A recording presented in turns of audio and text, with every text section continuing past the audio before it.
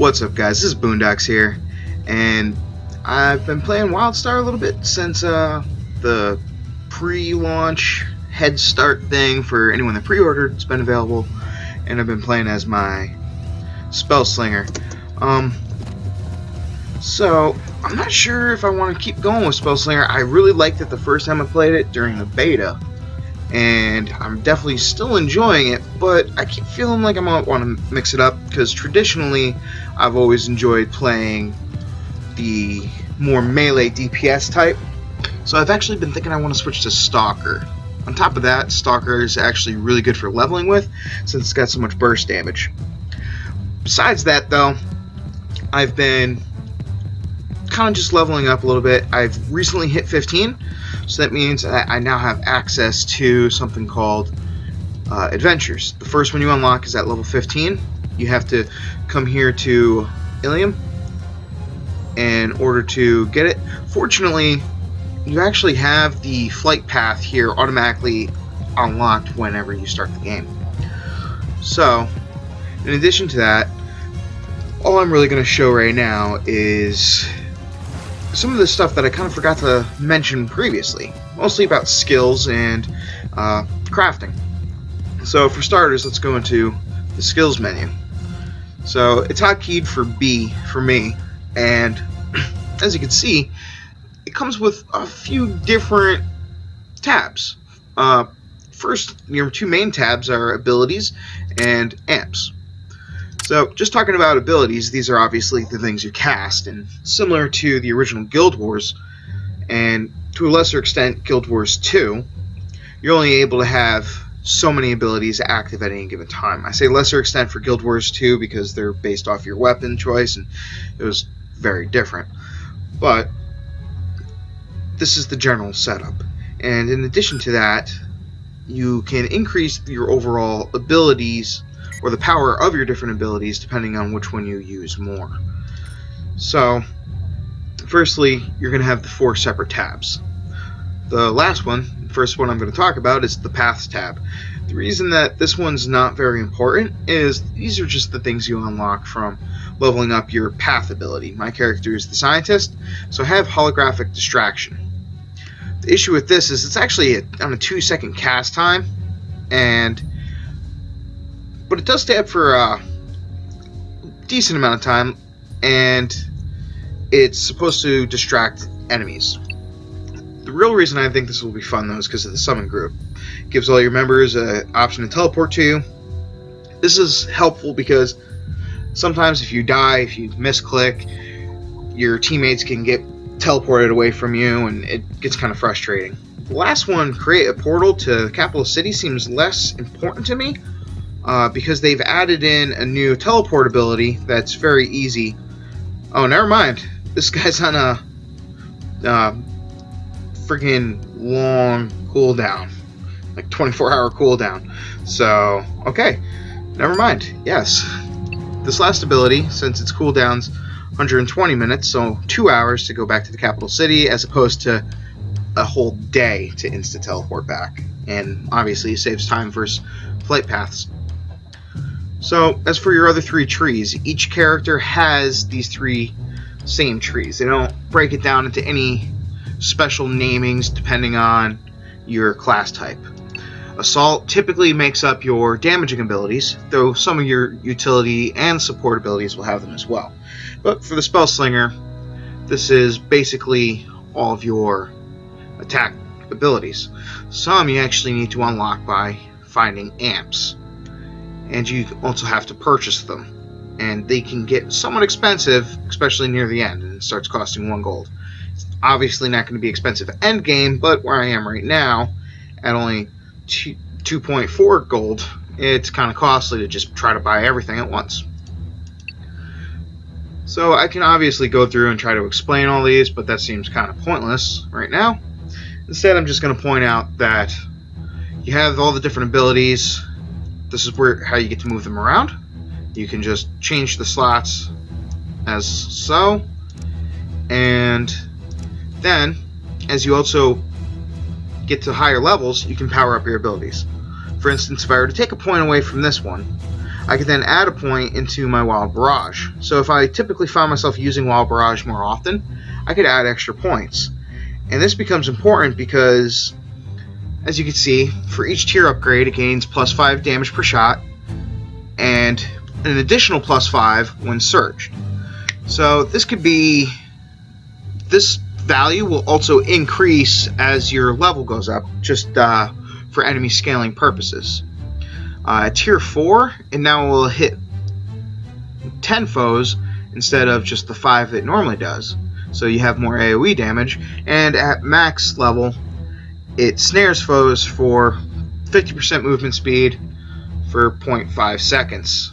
And since you can actually shoot this 4 times, like so, or sorry, that's the wrong ability. It's more of a channel type deal, because you can shoot it for so long, you can slow a lot of enemies. It's pretty powerful, and I definitely enjoy it. The thing is, you have to be at the higher levels and put in a whole lot of points in order to max it out. So you have to pick and choose, because each one's slightly different. For instance, with Ignite, at max level it'll say normal and spell surged versions can affect a target simultaneously. That basically just means you can put a double burn on an enemy instead of one, which is very beneficial for, having the dots. More dots, right? So that's your assault. The support for the spell slinger is, all your healing type abilities, and then utility is a lot more of preventing your enemy from doing things, you escaping damage with abilities like Gate, where you teleport forward and actually stun enemies, or one of my favorites is Void Slip. I'll probably buy it soon. You actually phase out of existence, and I'll just buy it now and show it, because it's pretty interesting if you haven't seen it, and I personally think it's a lot of fun. So here's the real world that all the other players are in, but then I can Void Slip, and now I'm in a different dimension that's overlaid. As you level it up with extra ability points, it'll actually increase in its overall length of time. The interesting thing about that is when you're in the void, other enemies that are also in the void can still attack you. And most of these have different things that will debuff enemies, buff yourself, save you, and inhibit enemies, as opposed to just damaging them directly or healing you, though they sometimes do still damage, like Flash Freeze does damage, but it's more important to have the root associated with it. And that's pretty much all there is on ability use. The other main thing that I didn't cover last time was skills. And that's the wrong button. Where the heck is it? Right here. Your trade skills. Now, this is kind of different from a lot of the other building trade systems I've seen in other games. I currently only have one trade skill taken and one harvesting skill.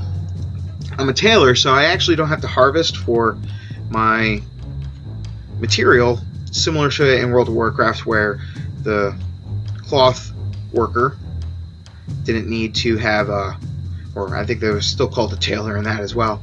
The tailors in that didn't need to actually farm for things. They had to kill enemies, and the enemies would drop the cloth, and so on and so forth. That's the same way it works here. And it splits up your list by what position it is. Now, in order to get things similar to in other MMOs, you have to purchase the schematic, then learn the schematic, and then obviously collect the pieces and put it all together. The thing that I find interesting is that's not the only way to learn. And while you can level up and learn just by buying schematics, you can also play with your tech tree. The tech tree actually gives you different buffs and patterns. The way it gives you buffs is you try to work down to these types of situations, where if I complete this, I'll get a talent point, which I can then spell into the talent tree. And if I complete this challenge, crafting a Fiverr mod canvas jacket 4 times, I'll also unlock these Urge Smart Function canvas grips, and then I'd be able to craft those. And as you can see, a lot of these have I can't see it because Okay, there we go. So a lot of them do come with additional things that you learn just by unlocking it, additional recipes. The problem I'm having so far is because I have so little money, I can't really level anything up. I probably should have taken 2 harvesting abilities, but since it was my first character, I kind of wanted to play around.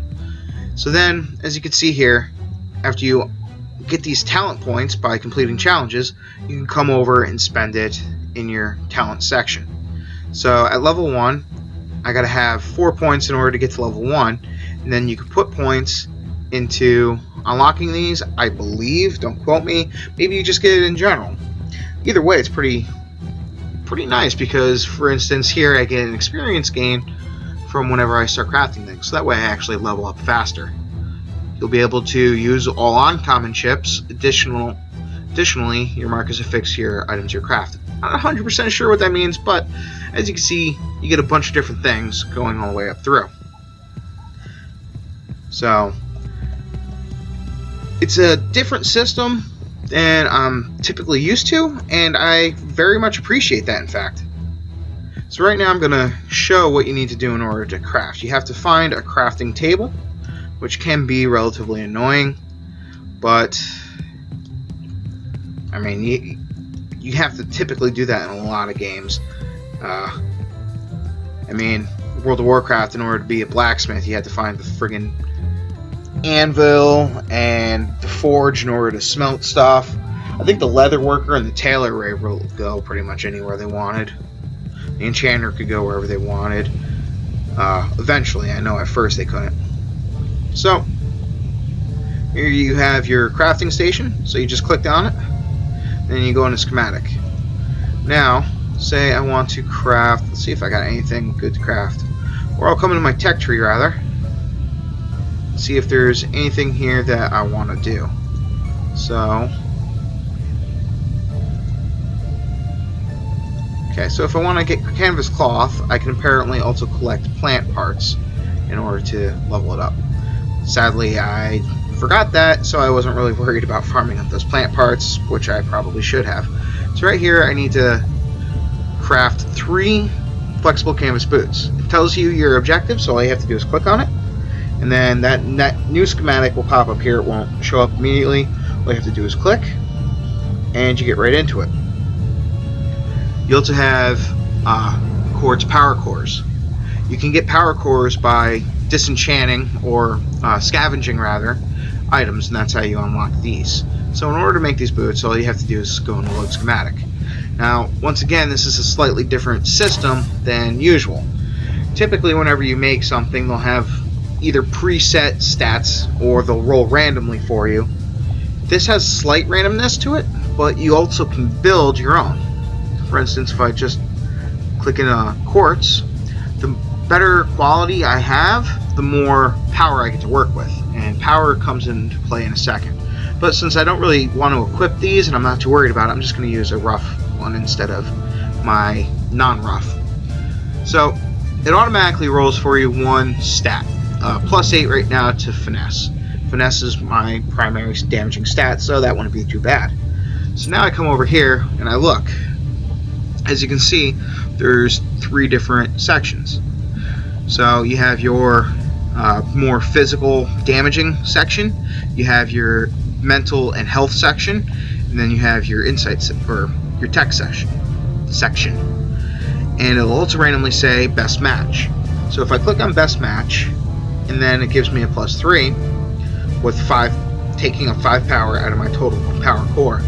I can then increase my power all the way up. So that's how I can boost it all the way up to +6, at which point I get a 1% chance to fail. If I click again, it goes all the way to 100% chance to fail. Sometimes it'll only go to 4% and then jump to 20%, and you can risk it. But if you fail, you lose your stuff. But say I don't want insight. So right now, at a 1% fail rate, I can get a +6 tech on here. Say I want something like grit to increase my health. Well, it starts out as +3, but now I only get to +5 in order to get to the 1% chance to fail. And if I try to go to 6, now it's up to 21% chance, and I don't want to risk that. So I'll just craft. And there you go. It shows your experience gain, only 50 points, which sucks because I got a ways to go. So now that that's done, if I check my tech tree, I can see that I'm 1 out of 3 done for advancing through to the next novice leg armor design set. And obviously the further down you get, the better they are. The more frustrating thing is, in order to get into some of these sections, you actually have to go and buy all the world patterns from all the vendors. And I don't honestly really pay attention to what the vendors have been selling, which isn't the best. So now that I crafted those boots, if I don't want them anymore, but instead want the part that's in them, I just open up my inventory, and you click here to go into salvage. As you can see, I only have one salvageable piece with me, so if I click next, it just closes. But if I want to salvage this, just click it, and it's done. And I got some canvas cloth from it, and I should have gotten a power core. Huh. Oh well, no power core. But I did get back some of the cloth, and it's still somewhat worth the thread and the power core just because it helps me level up. If you want to save some of those power cores while leveling, they do sell them at vendors. The issue here is they are very expensive. So for instance, come down here to the power cores. I say very expensive, but it's all relevant because in the grand scheme of things, at higher levels it's going to be totally, you know, a couple silver here and there is not even going to scratch the surface. But since it's a new game and I don't have access to those types of funds, 11 silver can hit me kind of hard. Just like in order to buy thread, in order to put stuff together, you got to pay 8 silver, and you need 2 per craft. So that's pretty much how that goes. One of the things that I will recommend to people before they start playing this is decide what crafting skills you want to have, whether it's going to be 2 crafting trades, 2 farming trades, or combo. So right here, this should demonstrate why mounts are kind of worthless. Very little movement speed increase. And that guy was sprinting just as I was sprinting, which is why it was a little bit more comparable. But mounts have a sprint meter just like you. It's kind of stupid. And I'm running over to show the price on them. You don't have to pay for training, for the initial training at least. Only the best for but in order to buy a mount, you know, at least 10 gold, and that blows. I might eventually buy one, but right now it seems kind of pointless because it's not that big of a move speed increase. And for advanced riding, it only increases your move speed while mounted by another 15% for 50 gold. I'm assuming that eventually 50 gold is going to be, you know, a piece of cake to get, but as of right now, I just can't even afford the 10 gold. Especially if I decide that I want to buy a bunch of my skills, because if I would just buy one more skill, I'm going to be totally broke. And that would suck. Anyways, guys, good luck. Have fun. Hope to see you playing. And I'm Boondocks. Peace.